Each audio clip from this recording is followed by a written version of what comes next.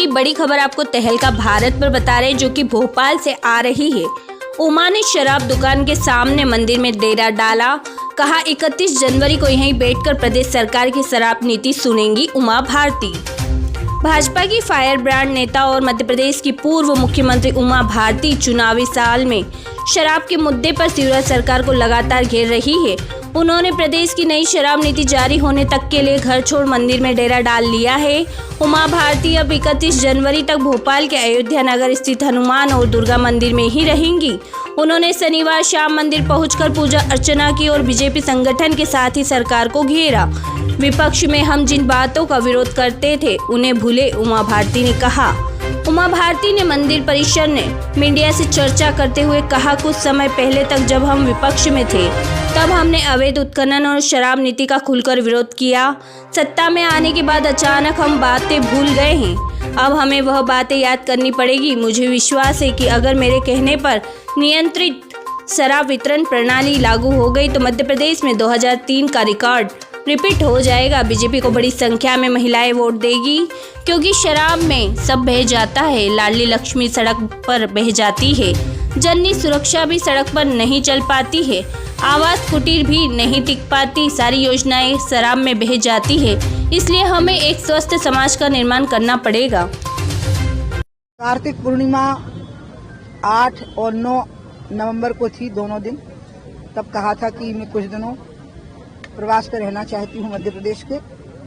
कोई सभा नहीं करना चाहती, लेकिन लोगों से मिलना चाहती हूँ और जंगलों में एकांत में स्थानों पर रहना चाहती हूँ। वो संभव नहीं हो पाया। एक तो बहुत ठंड पड़ी, तो मेरे लिए तो ठंड की व्यवस्था हो जाती है ठंड में रहने की, लेकिन मेरे साथ जो जिन लोगों की ड्यूटी लगती है उनको बहुत कठिनाई आती है। तो उनकी कठिनाइयों को देखते हुए मैंने उसमें संशोधन कर लिया था कि अभी हम प्रवास करते रहेंगे। जैसे मैं लगभग 27 दिन तो अमरकंटक में ही रह गई और फिर मैं जोशीमठ चली गई।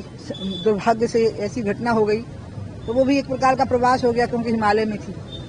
उसके बाद मैंने तय किया कि अब मैं दूसरा जो मेरे मन का मूल तत्व था, जो मैंने आप लोगों को व्यक्त किया था कि मैं ऐसे स्थानों पे आके रहूंगी, तो उस दृष्टि से मैंने इस स्थान का चयन किया पहले, और मैं परसों तक मतलब 3 दिन तक मैं यहाँ पर रहूंगी। और इसी बीच में मेरी जो शिवराज जी से मुलाकात हुई उनके निवास पर, उसमें बातचीत भी हुई कि मेरे परामर्शों के बारे में उन्होंने क्या विचार किया। और उन्होंने मुझे ये कहा कि हम आपके परामर्शों को इग्नोर नहीं कर सकते, क्योंकि ये परामर्श अकेले आपके नहीं है, सब जन भावना है ये। तो अब 31 तारीख को केंद्र सरकार की शराब की नीति, मध्य प्रदेश सरकार की शराब की नीति भी डिक्लेयर हो जाएगी 31 जनवरी को, तो उसको यहीं बैठ करके मैं सुनूंगी। तो मुझे लगा कि ये सबसे अच्छी जगह है। ये बहुत सिद्ध स्थान है, 50 साल से ज़्यादा पुराना हनुमान जी का मंदिर है और करीब 30 साल से ज़्यादा पुराना दुर्गा जी का मंदिर है। और ठीक सामने सारी मर्यादाओं का उल्लंघन करता हुआ शराब का बहुत बड़ा अहाता है, जो आज की शराब नीति का भी उल्लंघन कर रहा है।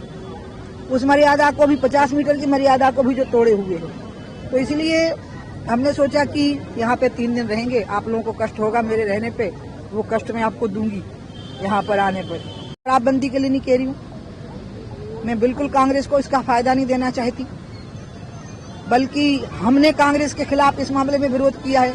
हमने उत्खनन और शराब नीति का खुल करके विरोध किया है। जब हम अभी कुछ दिनों पहले विपक्ष में थे, सत्ता पक्ष में आकर के अचानक हमें वो बातें भूल सी गई हैं। अब हमें वो बातें याद करनी पड़ेगी। और इसलिए मुझे विश्वास है कि अगर मेरे कहने पर नियंत्रित शराब वितरण प्रणाली लागू हो गई तो मध्य प्रदेश में 2003 का रिकॉर्ड रिपीट हो जाएगा। इतना महिलाएं वोट देंगी, इतना मध्य प्रदेश की नारी शक्ति वोट देगी, क्योंकि शराब में सब बह जाता है। वो लाडली लक्ष्मियां भी सड़क पर नहीं चल पाती, वो जननी सुरक्षा भी सड़क पर नहीं चल पाती, वो आवास कुटीरों के लोग भी सुख से नहीं जी पाते। सारी योजनाएं शराब में बह जाती हैं, ध्वस्त हो जाती हैं। इसलिए एक स्वस्थ समाज का निर्माण करना पड़ेगा और नियंत्रित शराब वितरण प्रणाली में मध्य प्रदेश ही मॉडल स्टेट बन सकता है। तो दूसरे जो मध्य प्रदेश से संचालित सरकारें हैं, वो तो क्या, जो मध्य प्रदेश से संचालित नहीं है उन सरकारों ने भी, जो भाजपा से संचालित नहीं उन सरकारों ने भी हमारी सरकार की कई चीजों की कॉपी की है। तो वो शराब वितरण प्रणाली पे भी हमारी कॉपी करेंगी। हमने दिल्ली में इसका विरोध किया है, इस प्रकार की वितरण प्रणाली का। हमने छत्तीसगढ़ में विरोध किया है। तो हम दो मुंह तो नहीं रख सकते ना, एक ही मुंह होगा हमारा।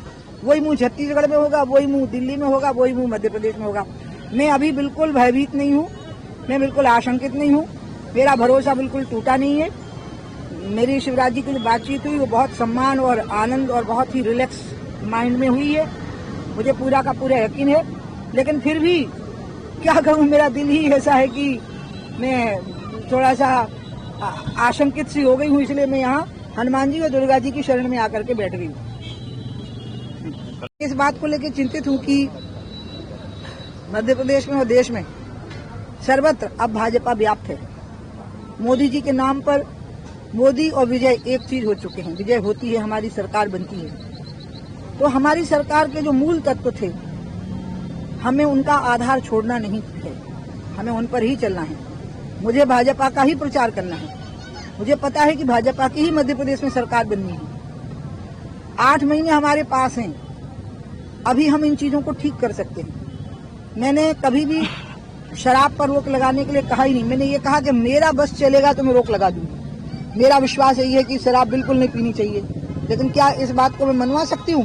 मैं एक चीज को मनवा सकती हूँ कि शराब वितरण प्रणाली के ऊपर नियंत्रण हो जाए, एक नियंत्रित वितरण प्रणाली हो जाए। इस बात के लिए मैं मना सकती हूँ। इस पर मैंने भरोसा भी किया। मैं अक्टूबर के महीने में नवरात्रि की अष्टमी थी और आज भी नर्मदा जयंती है और अष्टमी लगने ही वाली होगी शायद नवरात्रि की अष्टमी को गांधी जयंती पर कुछ महिलाओं ने मार्च किया था और कुछ महिलाएं सामने थी और बाबा रामदेव और चिन्मय पंड्या और कमलेश दाजी जैसे लोग थे। वहां पर मध्य प्रदेश की सरकार ने घोषणा की है कि हम सबसे परामर्श करेंगे और सारी बातें कही। राजस्व के बारे में कहा कि हम इसको बहुत बड़ा आधार नहीं मानेंगे अब राजस्व वसूली का। यह भी कहा कि हम महिलाओं की कठिनाई समझ गए हैं, आहतों के भी रास्ते निकालेंगे। वो सारी चीज रिकॉर्ड में मौजूद है, रिकॉर्डिंग है उसकी। तो मुझे पता है कि शिवराज जी सतर्क हैं। मुझे शिवराज जी पर पूरा विश्वास है।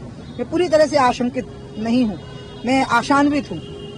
बात शिवराज जी की नहीं, बात है कि जिनसे परामर्श हुआ उनने कोई बाधा तो नहीं उत्पन्न कर दी। वो थोड़ी मन में भय रहता है, तो इस कारण से मैं बहुत अस्वस्थ हुई 2-3 दिन से। आपको पता है कि मैं दिमाग से ज्यादा दिल से काम चलाती हूँ।